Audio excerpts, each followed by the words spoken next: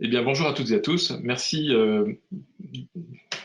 pour votre présence sur notre dernier webinaire de l'année qui s'intitule Hôtelier Hobby Startup.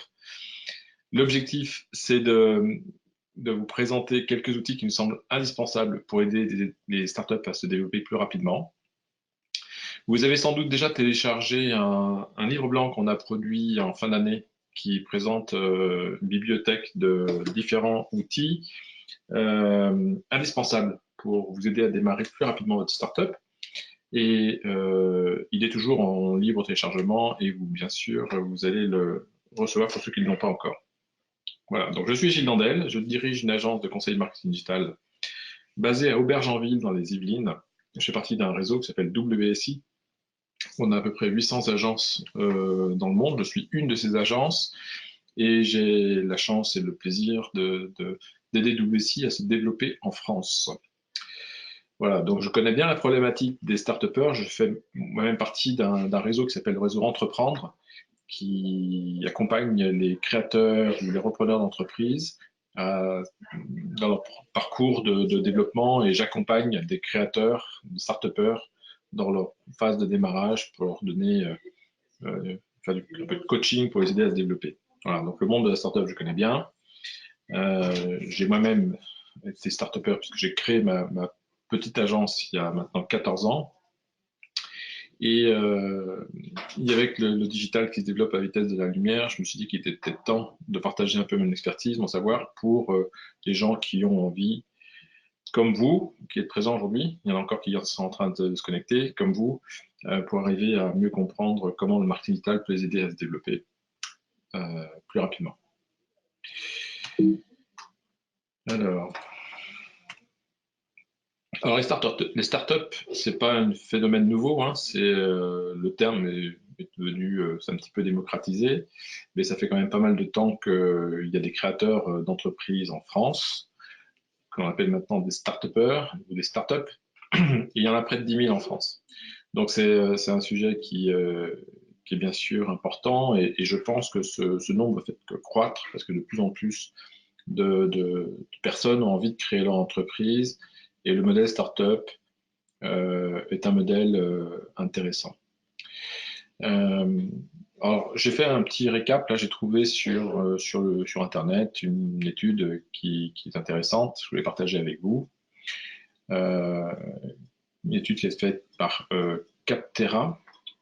Donc, c'est un article de blog qui est assez récent et qui fait la répartition, une ventilation des différentes start-upers, dans leurs différents profils. Alors, on voit que c'est plutôt dans on appelle les nouvelles technologies, où les startups se développent. C'est un petit peu normal, hein. Les startups, nouvelles techno, c'est plutôt dans l'ordre des choses. Ensuite, c'est les services d'entreprise qui se développent aussi pas mal. Ensuite, on a tout ce qui est électronique, les biotech, et enfin la culture. À chaque fois, on voit que Paris est bien sûr Paris et Lyon sont les deux villes qu'on retrouve régulièrement dans le top 3, mais aussi Montpellier, Marseille, Grenoble sont des villes qui attirent, voire Lille, qui attirent des start-upers, donc ça c'est plutôt une bonne nouvelle. Toujours sur cette carte, vous pouvez avoir des informations par secteur, par région, par typologie, etc. Une carte qui est dynamique, qui est plutôt bien faite, que on peut aller voir. D'ailleurs, il suffit de cliquer sur ce lien et qui montre l'étude. Donc, vous avez ce moteur dynamique qui vous permet de savoir, voilà, aujourd'hui, il y a combien de startups qui sont dans les SS2I nouvelles technologies. Il y en a 2131, ça représente 18% des startups françaises. C'est plutôt des garçons que des filles, avec un capital de 204 000 euros.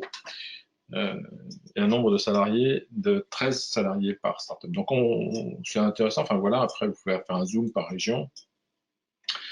On voit que la région Île-de-France, c'est la région qui intègre effectivement le plus de start-upers, 7647 exactement. Et voilà. Donc, bon, ce petit outil est intéressant, et bien sûr, vous pouvez approfondir votre analyse en lisant cet article qui est vraiment intéressant. Je vous encourage vivement à le lire.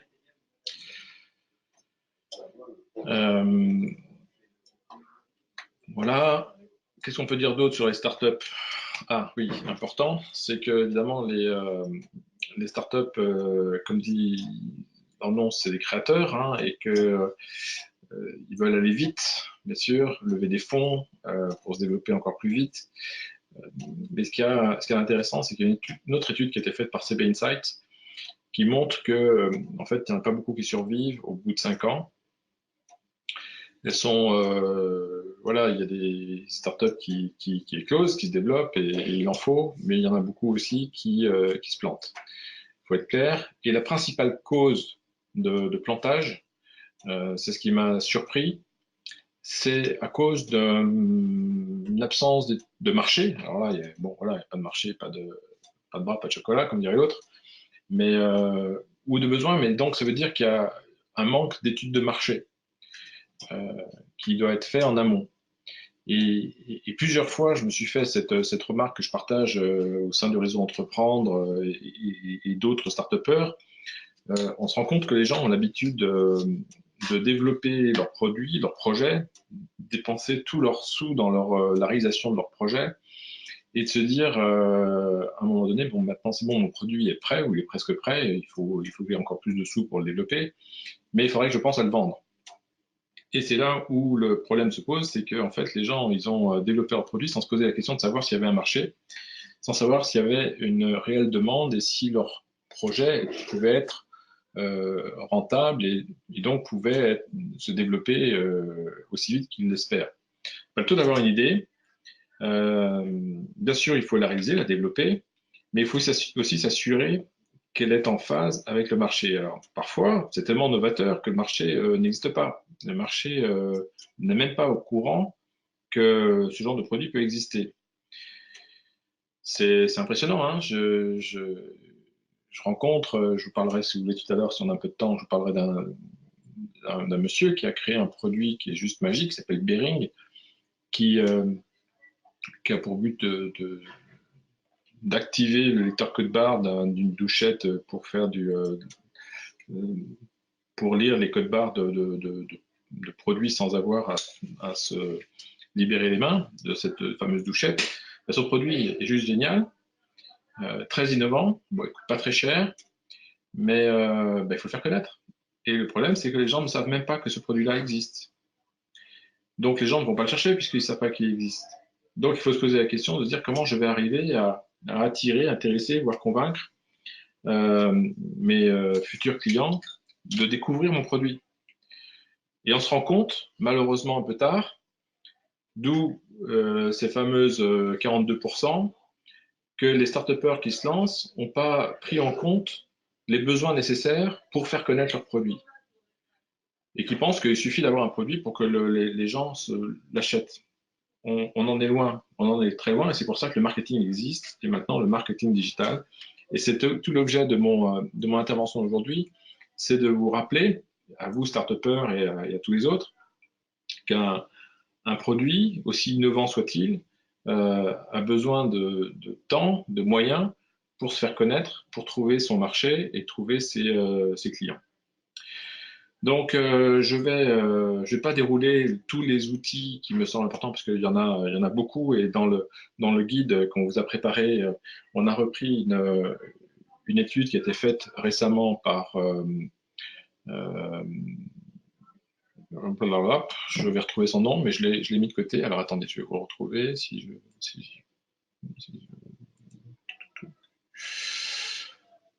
c'est tellement bien cet article que j'ai oublié son nom. Formidable. Bref, il y a plus d'une centaine d'outils qui ont été repérés et qui sont tous plus importants les uns que les autres. Tous géniaux. Sauf que, voilà, il faut faire des choix et il faut se concentrer sur les outils les plus importants. Alors moi, ce que je voudrais, c'est, dans ce webinaire, essayer de vous donner quelques conseils sur les 3 outils essentiels à maîtriser pour développer votre business plus rapidement. 100, c'est beaucoup. On ne va pas avoir le temps de les voir tous. Alors, je reviens sur ma présentation. Voilà. Donc, ma problématique et mon enjeu aujourd'hui, c'est de se dire comment on peut aider les startups à mieux réussir.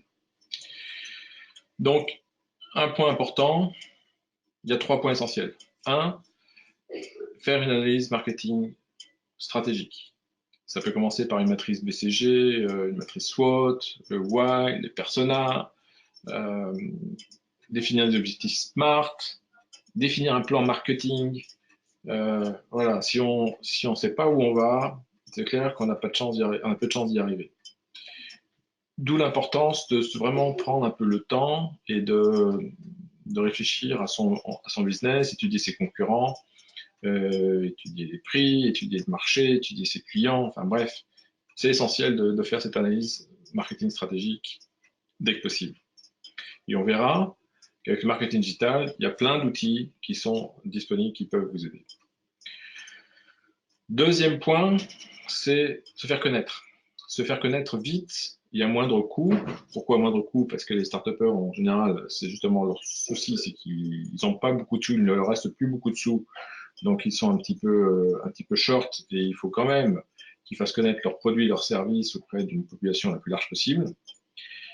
Et pourquoi c'est important de se faire connaître vite? Il faut qu'ils puissent démontrer la viabilité, la validité de leur business model.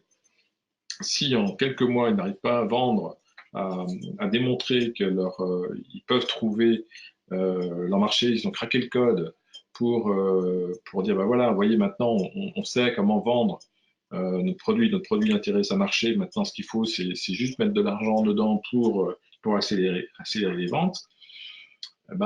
Si on n'arrive pas à faire ça, les investisseurs, ils auront du mal à investir dans la startup. Donc, le principal objectif d'une startup, c'est à un moment donné, c'est de dire, on peut démontrer qu'il y a un vrai business model et on peut vous le prouver d'ores et déjà. Alors, c'est pas vrai à 100%, hein, ce que je vous raconte là. Il y a toujours des entreprises, Facebook, par exemple, n'a pas attendu de démontrer la rentabilité de son système, ou même Amazon, pour relever autant de millions.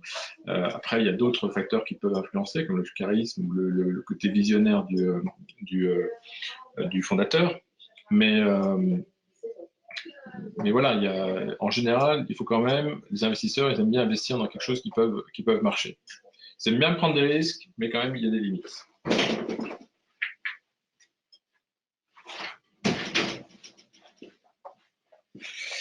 Enfin, la troisième chose qui peut être essentielle, c'est comment les aider et se préparer à grandir rapidement. C'est bien beau mettre en place un site internet, de mettre en place des outils, de capter des leads, etc. Mais si tout ça, c'est pas structuré, c'est pas segmenté, si ça s'enrichit pas au fur et à mesure des données essentielles qui sont les données clients, eh bien, les fichiers Excel, c'est très bien, mais là aussi, il y a des limites et on touche vite du doigt des problématiques. Alors, je vais vous parler de ces trois sujets qui me semblent vraiment importants et donner quelques conseils pour voir comment vous pouvez traiter ces trois sujets-là. Mais encore une fois, je suis ouvert à toutes les questions et n'hésitez pas à poser les questions dans la boîte à questions. J'essaierai de les traiter soit au fil de l'eau, soit à la fin de cette présentation. OK? Alors, pour tout ce qui est analyse stratégique, why, persona, on a déjà fait pas mal de webinaires, il y a pas mal d'informations qui sont soit chez BPI France, puisqu'on a eu la chance d'animer des modules e-learning pour justement présenter tous les outils qui permettent de faire des analyses stratégiques sur Internet. Je vais en présenter un dans quelques instants, rapidement. Parce qu'encore une fois, il y a une multitude d'informations et déjà pas mal de webinaires qu'on a réalisés, soit nous, soit d'autres. Vous allez pouvoir trouver beaucoup d'informations là-dessus. Mais n'hésitez pas à aller visiter notre chaîne, puisqu'on a fait vraiment 3 webinaires qui ont été bien suivis. Il y avait beaucoup de commentaires satisfaisants et agréables de gens qui nous trouvé ça intéressant. Un atelier sur le why, découvrir votre business why. Un autre sur le persona, comment attirer, intéresser et convaincre sa cible idéale. Et enfin, on a fait le dernier, c'était il y a 15 jours, c'était comment trouver un slogan qui va impacter votre cible. Donc ces 3 webinaires sont en ligne et vous pouvez les revisionner sur notre chaîne YouTube, dont je vous ai remis le lien juste au-dessus. Donc n'hésitez pas à aller les revoir. Analyse de marché. Donc moi, l'analyse de marché, il y a comme je vous le disais, il y a plein d'outils qui sont fournis par Google, Facebook, LinkedIn, etc., qui vont vous aider à identifier le nombre de prospects, de clients et de vous d'identifier le volume potentiel que vous pourriez avoir, d'identifier vos concurrents, etc. Là, c'est un outil que je voudrais vous présenter, faire peut-être un rapide focus, parce qu'il est vraiment essentiel. Il s'appelle SEMrush, SEMRUSH. Et cet outil, quand il est bien configuré, bien renseigné avec vos mots-clés, avec vos concurrents, avec interfacé avec le compte Google Analytics de votre site et d'autres outils, on arrive à analyser des sites et de les positionner par rapport à la concurrence, comme par rapport en haut à gauche, vous avez cette carte qui permet d'identifier un site par rapport à ses concurrents et de voir quelle part de marché ils prennent en termes de visibilité, en référencement naturel, en référencement payant. On peut analyser leur impact sur les réseaux sociaux, sur Twitter, sur LinkedIn, Facebook, etc. Donc on a pas mal d'informations, d'outils qui nous permettent aujourd'hui de rentrer dans le détail de ce genre de choses. Alors, je ne vais pas faire une démo de SEMrush maintenant, mais voilà, sachez qu'on peut savoir quels sont les mots-clés qu'utilisent les concurrents, sur quels mots-clés ils travaillent. Alors bien sûr, si vous savez ce que les concurrents travaillent, vous imaginez bien que vos concurrents peuvent savoir ce que vous travaillez aussi. C'est la règle du jeu, hein. Tout est sur Internet, donc tout le monde peut savoir tout ce qui se dit, tout ce qui se fait. Donc c'est vraiment, on est dans un monde de transparence quasi totale. Donc SEMrush est un outil, quand il est bien configuré et quand on sait s'en servir correctement, on arrive à faire parler et trouver des informations chez nous ce qu'on appelle des golden nuggets qui vont nous permettre d'identifier quelles sont les niches, quels sont les mots-clés, quelles sont les tendances qu'il faut travailler qui sont proches de notre proximité, de notre cible et que les internautes, qu'il faut qu'on travaille pour attirer les internautes qui nous intéressent. Donc SEMrush, très très bel outil qu'on connaît depuis très longtemps chez WSI et que voilà, si vous voulez une présentation plus détaillée de SEMrush, n'hésitez pas, je serais ravi de le faire. Peut-être qu'à la fin du webinaire, si il nous reste un peu de temps, je pourrais vous montrer, comment on dit, hands-on, les mains dans le cambouis, comment ça marche.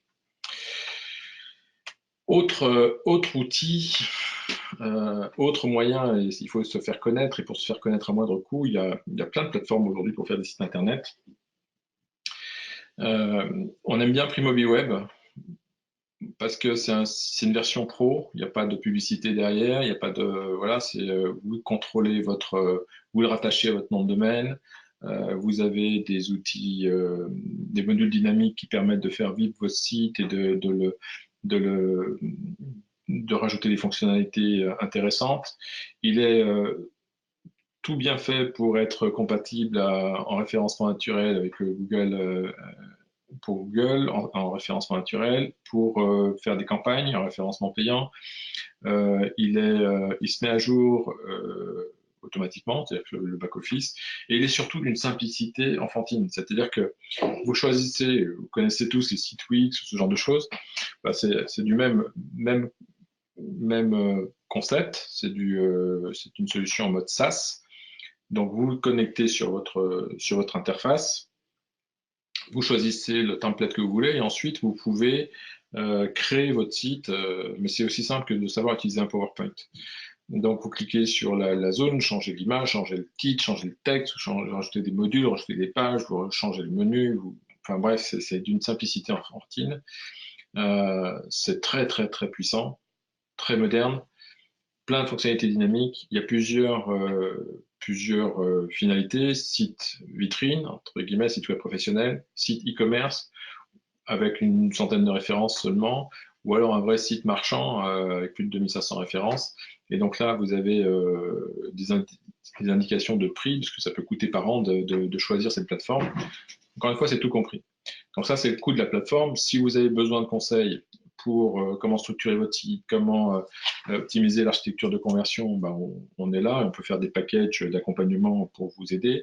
Mais c'est une solution vraiment très économique pour vous aider à réussir votre site et vous assurer que votre site soit propre, bien fait, évolutif et puisse vous accompagner durablement. Ensuite, une fois que vous avez mis en place ce site internet, vous allez sans doute capter des leads. Il va y avoir des formulaires qui vont être intégrés. Et ces formulaires, il y a des gens qui vont les remplir et donc les données vont être capturées. Et pour les capturer, il faut mettre en place un outil qui va stocker et gérer, voire faire vivre les données que vous avez déjà collectées pour en collecter plus au fur et à mesure que les gens se connectent et se reconnectent sur votre site internet. Pour ça, il y a des outils, il y en a plein là aussi, qui existent sur le marché. Un qu'on adore, c'est HubSpot. Et HubSpot est un outil de marketing automation qui, euh, qui couvre quatre grandes fonctionnalités. Tout ce qui est CRM, et là le CRM est un des meilleurs CRM sur le marché. Et la bonne nouvelle, c'est qu'il est complètement gratuit. C'est-à-dire qu'on peut intégrer dans un site PrimobiWeb, associer le CRM de Spot avec les formulaires qui vont alimenter le CRM avec les formulaires que les gens vont compléter sur votre site internet. Donc ça, c'est des choses qu'on fait régulièrement. Et la bonne nouvelle, c'est que l'intégration, l'outil CRM de Spot, il est gratuit. Après, si vous voulez aller plus loin, vous pouvez intégrer une suite de logiciels, puisque ça fait quatre grandes familles de produits. Spot, ça fait tout ce qui est CRM, je viens d'en parler, mais ça fait aussi tout ce qui est outils marketing pour créer, animer un blog, par exemple, gérer vos campagnes marketing, d'emailing, de marketing automation, etc. Donc là, il y a une suite d'outils vraiment impressionnante. Ça permet aussi de gérer vos contacts en termes de, enfin, vos prospects, les qualifier, les scorer et pouvoir transformer les leads en prospects et les prospects en clients et tout ça de manière complètement suivie et intégrée avec le CRM qui est derrière.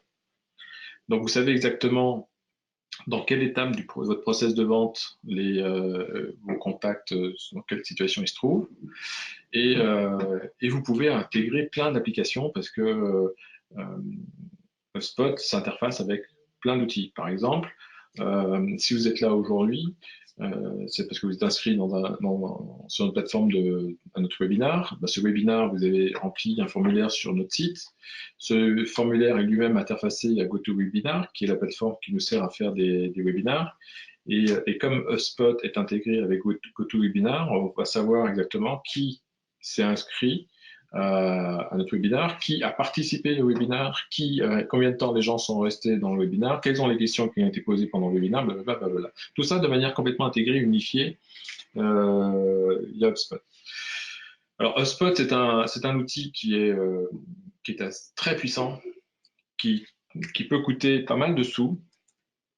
Et pourquoi je vous en parle aujourd'hui alors qu'on a compris que c'était justement un frein, cette solution de prix, c'est qu'en fait, HubSpot fait un gros travail pour les startups parce qu'ils pensent que les startupeurs d'aujourd'hui sont les entreprises qui vont réussir demain.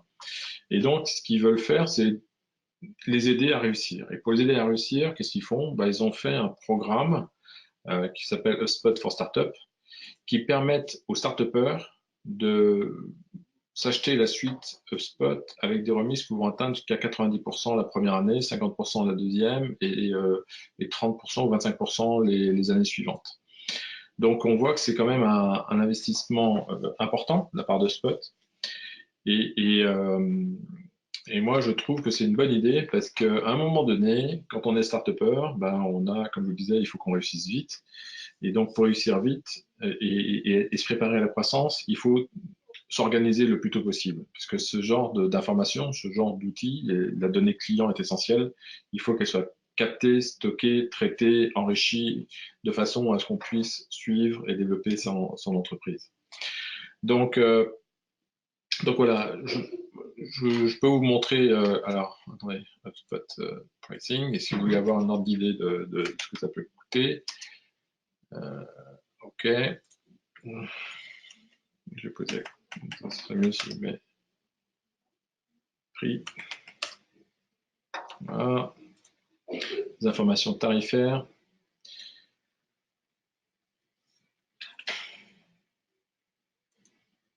Si je veux bien venir, voilà.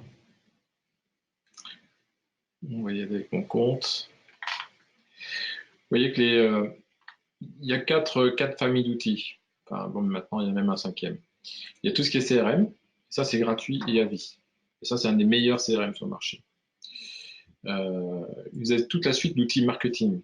Et donc, les outils marketing, il y a toute la partie 5000 emails par mois, avec 1000 contacts multiplié par 5, ce nombre d'emails que vous allez avoir.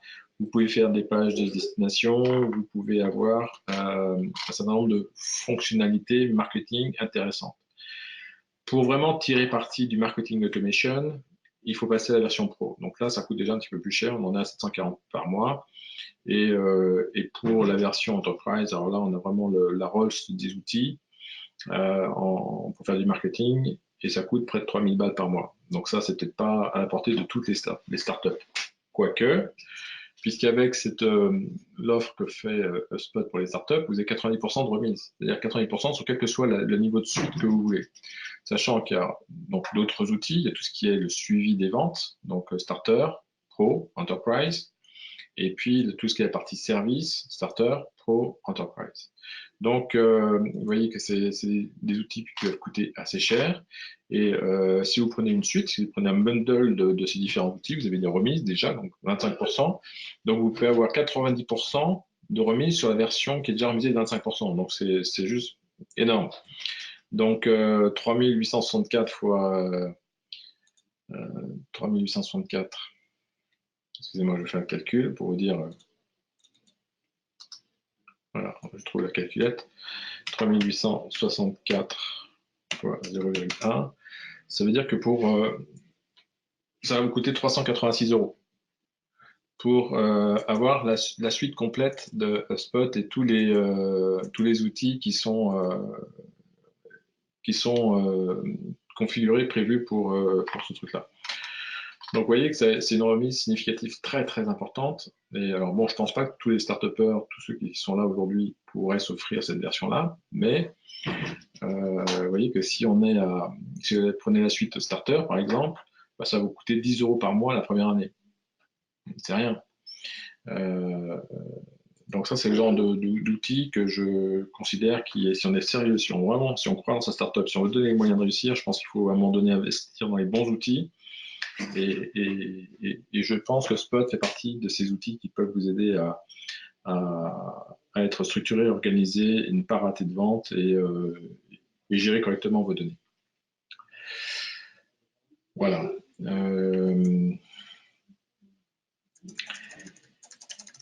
Excusez-moi, je navigue là-dessus. Je vais revenir sur ma présentation. Voilà. Est-ce que vous avez des questions par rapport à ces suites d'outils? Alors, j'ai mes questions qui sont parties. Est-ce que vous avez des questions? Est-ce que vous voulez qu'on aille aller un peu plus vite? Bon, il est déjà bientôt 14 h. Non, tout est parfait.